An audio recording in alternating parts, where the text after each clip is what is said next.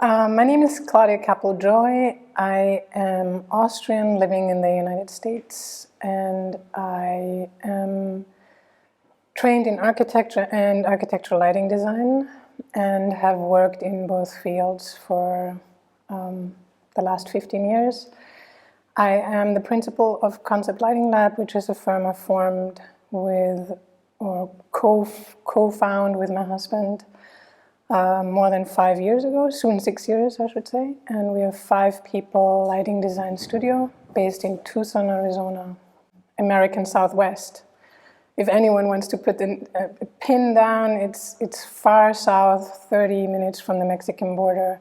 When graduating from architecture school, which I attended in Graz, Austria, I had the chance to do a thesis project with the topic of whiteness. It brought me to Sweden, where I worked on a project at Isotel, and through this 1-year-long process of finishing my architectural spatial studies, I realized I didn't know anything about lighting, and I had to learn more about lighting. And then I sought out an education in lighting design in Sweden, and haven't left the field since.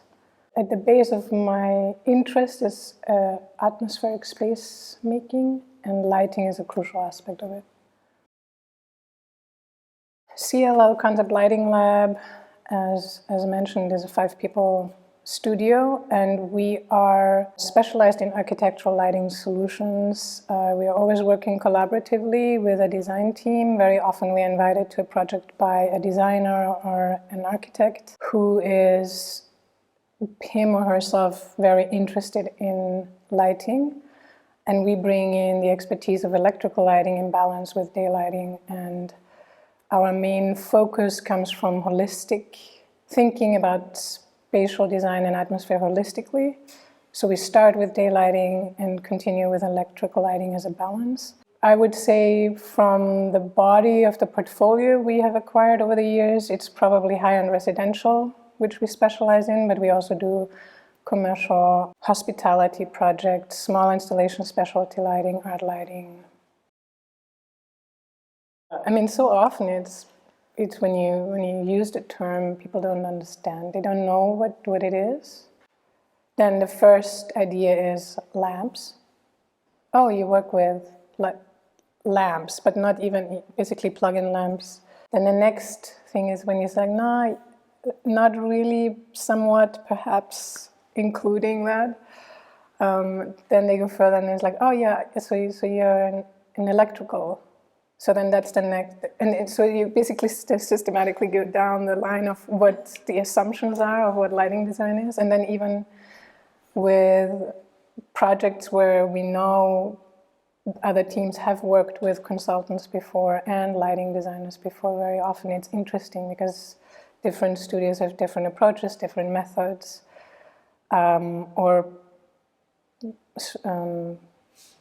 just a different process of communicating things. And so it's very interesting then to see how we sometimes we have a tendency to challenge our project partners. Some of our project partners have reflected on how we really have a different approach because we consider lighting holistically, meaning we really start out with a daylight analysis. And so that goes to the point where we go back to the architect and say, not just for energy efficiency or kind of balancing the daylight, where you then need to come up with other strategies to filter and modulate the daylight. And then you need to bring in more electrical lighting on the other hand. So perhaps we can introduce more massing here and change the fenestrations. And so the conversation starts at a different starting point, and then it usually doesn't end with light. It just goes deep into understanding space making. Maybe not my full expertise. I mean, I'm here in order to learn more about it. There's always something to learn. There's so much happening on the technology side of lighting, which makes it such an interesting field.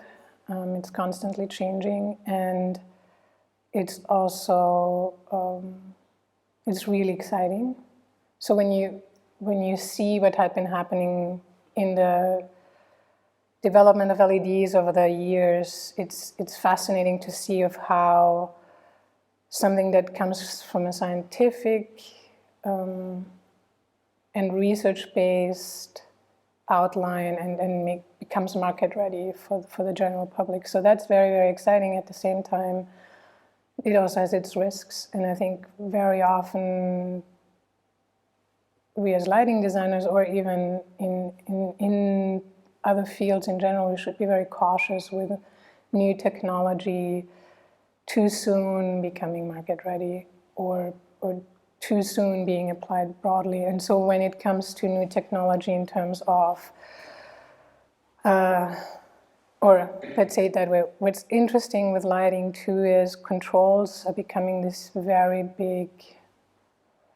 conversation to be had with lighting, because it becomes more and more interesting of how do you actually control the light source. And then with it, the opportunities of Internet of Everything, or broader networks that become available to the market become exciting, at the same time really, really concerning in terms of health, in terms of constant exposure, in terms of the reality, I mean economic reality of who can actually afford to go with these big applications. Yeah, the option and opportunity to use data and abuse data is huge. The effect on human and health is unforeseeable. So it's I'd say, future of technology in lighting is also to be looked at very cautiously. It would be related to daylight and human perception and how it could express itself. I have no idea, but it would probably be something that is on an installation scale to understand how people respond, the interaction. The project that's still dearest to me after all these years is the project that brought me to lighting first, which is the White Room at the Ice Hotel that I had the chance to realize in 2003, and which was the white experience that I could realize for my thesis in whiteness. Why I'm really proud of it is because it was the realization of a long process of understanding theoretically of what a topic means and how it could express itself. It also taught me a lot of interesting aspects about projects and reality, maybe. I mean, to let go of a project. Once you finish it, you pass it on to your client. You need to let go of that stewardship that you had for a while, and the ownership takes over. And if you have the chance to have worked collaboratively with your client and have similar values, the project will live on in that way. But if that's not the case, the project might just take a different path, which is heartbreaking if you had been very invested. The other aspect that was really interesting with it was that the very thoughtful or specific location of one light source only really made the space. It amplified the initial asset of the room, which was a vault, and that was all the space was. It was really white. It was, everything else was detail, surface quality, materiality, and how every single visitor visited the space with their own baggage, their backgrounds, their understanding of reading environment. And that was a very interesting experience to just observe the different responses, how they related to a space. So all that, I'm still very, very happy with after the years. I don't think that there's one single challenge. I think now running a small business, like a 5-people firm, has its challenges and happens constantly. A lot of them have very little to do with the actual core of lighting itself. A lot of it has to do with time management, expectation management, even people management. because every single person counts, and the way I like to run my studio is really in a team, and so every single person has a huge impact. And something that I thought was challenging is living in Tucson, far away from everything, exposure, market, and the fact that I had to go out to specifically seek new development, fairs, and so on. After a while, I realized it's actually a really interesting position we are in, because we go out, we seek new input, but then we are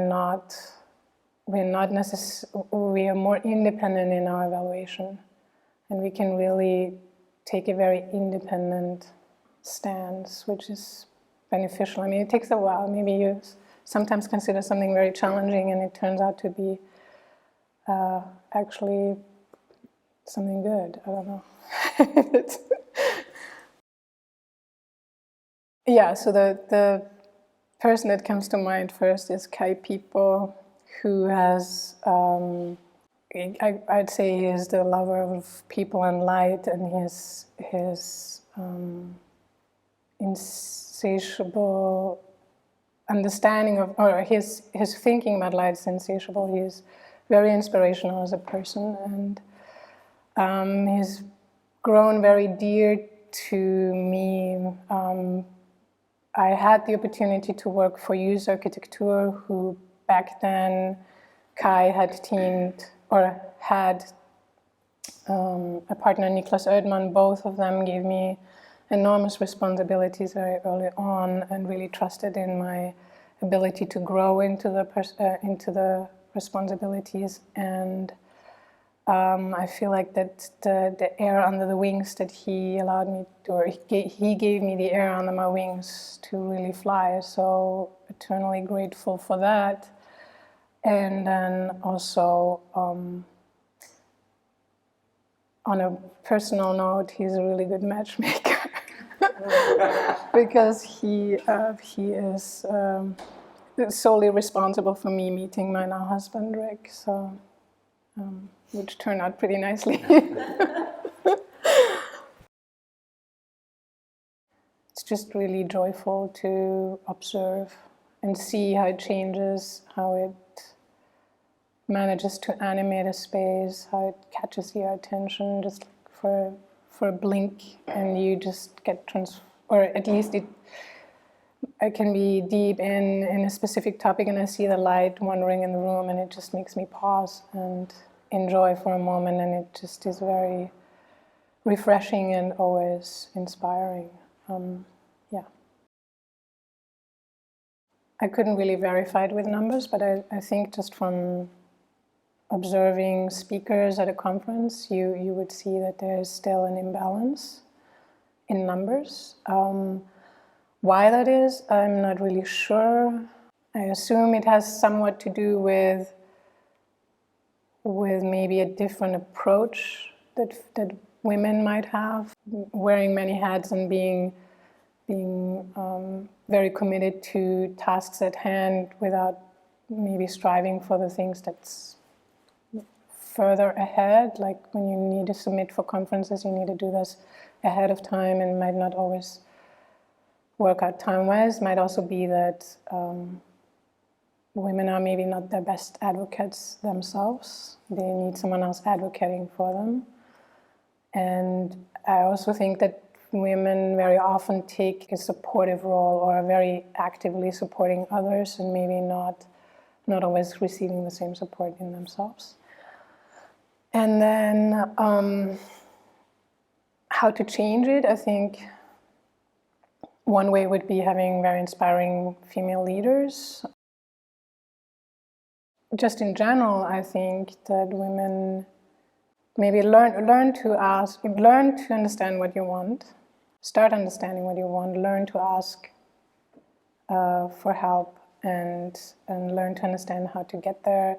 And if you feel you're ready to do something, don't let anyone tell you you can't.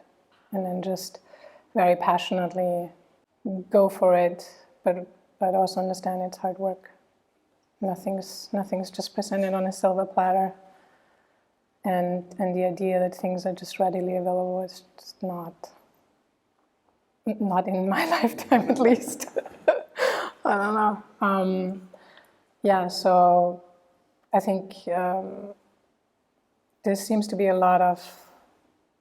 currently a lot of buzz and a lot of nice networking going on, and there are a lot of women out there, but I should say, there's also a lot of support by male colleagues. So either way, it's just, I think it's a lot about competency, it's a lot about commitment and passion, and if you're willing to go and follow your path and do your homework and kind of,